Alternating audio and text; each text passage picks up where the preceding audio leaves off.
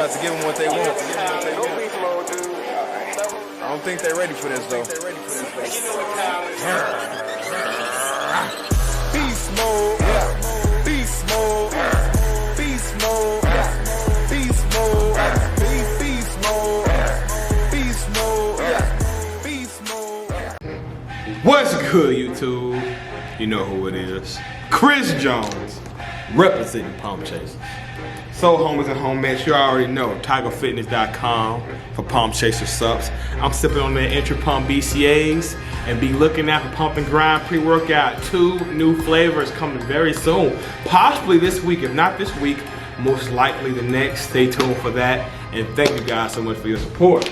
Now let's talk biceps real quick, guys. I posted a picture on Instagram the other day over the weekend, and people were asking me, what do I do for the peak of my bicep? How do I get that bicep peak? Now let's keep one thing in mind, guys. The height of your peak is gonna be determined by the muscle belly. Do you have a short muscle belly? Do you have a long muscle belly? Obviously a shorter muscle belly is gonna give you a higher peak. But let's keep one thing in mind. I preach high volume training for years because each muscle group, every muscle group actually, has several fibers. You know, when you see the bicep flex, yes, you see it as one big muscle, but it's actually 2 heads and it has several fibers that make up that head. I actually gave the analogy compared to a bag of rice. You know, you see a bag of rice, you know, like one big bag of rice, but you look closely, there's several pieces of rice that gives that bag its fullness. Same with a muscle group. So if you wanna bring up any weak points, if you wanna get the complete development, if you wanna get your muscle group as developed as possible, then you gotta get a variety of angles in your training. All right, now let's keep one thing in mind, guys. The point of origin for the bicep is the shoulder. The point of insertion is the radius bone. Put your thumbs up. Put your thumbs up, okay?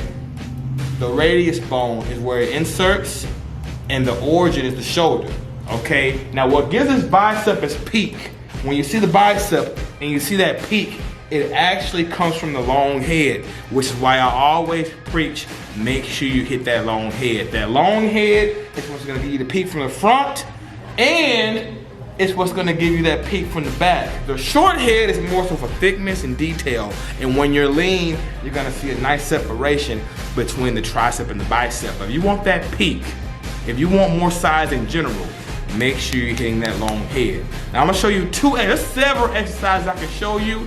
If y'all wanna see more, comment below.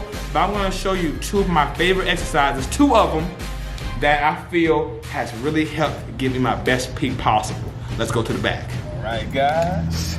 Let's go ahead and set this thing up. Now you can do this thing standing or seated. You know, I understand a lot of us go to public gyms and you might not be able to put a seat in front of it. It's no big deal. You can go to a cable station. Just make sure you're able to have your arm up freely. If you're a tall guy and you gotta squat down a little bit, then do so. But make sure your arm is up and you're getting a good stretch without it constantly touching the stack, all right? So I got me a seat right here and I'm sitting down.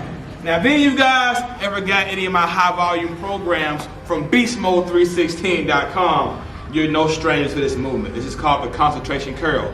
Now, like I said earlier, guys, the origin point for bicep is the shoulder. Now that's very important because a lot of people tend to preach strict curling, and yes, there's a time and a place for strict curling, but don't forget, origin point for bicep is shoulder. So some shoulder flexion, elevating the shoulder is gonna help you get more fiber activation. Okay, now go ahead and show you this movement, and I want the cameraman to do his thing so you can see the bicep doing his thing, all right? Let's get it. We're gonna stretch, right? And what you're gonna do is try to keep your shoulder in a fixed position and focus on the elbow. The elbow is a hinging joint. As you know, the shoulder spins around, but the elbow is hinging, similar to a door. All right, so get the shoulder pivoted, get a nice position where you feel the stretch, and just hinge at the elbow. Hinge, like you're cracking a walnut. Bam. Pretend you got a walnut right here, and you're cracking it. Just crack it every rep. All right. I'm gonna go ahead and 10 more so you can guys get a view. Now look at the back side, guys. Like I told you, the long head, you can see it peaked, and you can see the peak from the front. The long head is very important. Squeeze, squeeze, Squeeze. Squeeze, take your time. Squeeze, take your time. Squeeze, take your time. And one more, and squeeze. One of my favorite movements to do. A lot of people tend to neglect it. Do not neglect this movement, because like I told you guys, the origin point for bicep is shoulder. So some shoulder flexion in your bicep training is gonna help you stimulate more fibers. Like I told you, high volume training, get a variety of angles in your muscle groups. I'm gonna show you one more movement, and I'm gonna send you choose on your way. Now we see people all the time doing standing dumbbell curls. But again, guys, the long head of the bicep, one thing people don't realize, yes, the origin point for biceps is the shoulder, but there's two heads. The short head is around the scapula, and the long head is actually outside the joint itself, meaning you're actually getting a little more range of motion when it comes to that long head. To remember this shit without overthinking it, think about it. Long head, longer range of motion. Short head, shorter range of motion. Okay, so incline curls is a great way to stimulate the long head, the bicep, and to keep you from cheating. I've said this many times in the past. If you notice that you cheat, take a fucking seat. Sitting down is gonna kind of help you from not throwing in them hips and that lower back, so you can really give the biceps the attention it needs, all right? We're gonna do light because we're doing a tutorial. I'll be able to talk to you guys. I typically do about 35 or 40 pounds, all right? We're gonna do 30 for the video, all right? Now, the height of the bench is gonna vary. You know, some of you guys got long arms, but you got short forearms. Some of you guys got long forearms, and you got a short humerus. It is what it is. You gotta find a position for you, all right? So for me, it's about 45 degrees or so. Play around with the height of the bench, all right? This is an individual journey. Bodybuilding is an individual journey. Find the height for you. Just make sure your elbows are slightly behind your body. You don't want your elbows in front of your body. This is a long range of motion movement. You wanna make sure that long head is getting stretched. We'll do some hammer curls, all right? So sit back, lean back, chest up, all right? Chest up, lean back, and see how my arms are hanging? My elbows are behind me, and just focus on the elbow. Don't forget, it's a hinging joint. Focus on that elbow, and squeeze at the top, back down. Let's do 8. Squeeze at the top, back down. Control it. Now don't do this. Don't swing it up and drop it down. That's your ego talking. If you really want to get the more bang for your buck, make sure you're controlling that weight. So control it up, squeeze, back down. Squeeze, back down.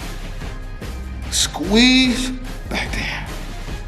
Squeeze, back down. Do 4 more. Let's go, baby. 1,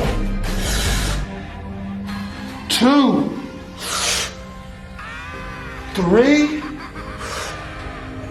and 4. Now you don't gotta pause that long, but if you're new to this movement, guys, take your time. Really make sweet love to the muscle.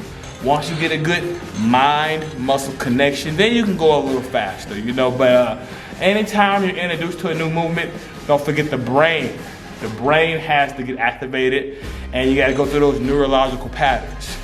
You know, you pretty much, anytime you're trying a new movement, just like on a bike, how you have training wheels, the neurological patterns, you know, your body gotta go through those motor signals, your body gotta go through those patterns to get used to it. Once you get used to it, you ain't gotta think about it no more. Everything's on autopilot. But to get to that autopilot phase in your bodybuilding journey, take your time. Do not be in a rush to throw on weight when you're learning a new movement, okay? Keep that in mind, take your time. So that's it, that's 2 good movements right there that have really helped me bring out the peak of my biceps. Like I said, high volume training, you wanna have a variety of movements. That way your muscle is getting complete development. So if you wanna see more movements, comment below, I'll let you know. And we'll see you in the next video. Don't forget, tigerfitness.com for pump session subs, beastmode316.com for programs, meal plans, and online macro-based coaching. And you already know, pumpsessions.com is the brand, baby. We chasing that pump week after week. This shit don't stop. You hear me? This shit don't stop till the casket drop. I'm gonna be whole ready till the day I die. See you at the next video. Bam!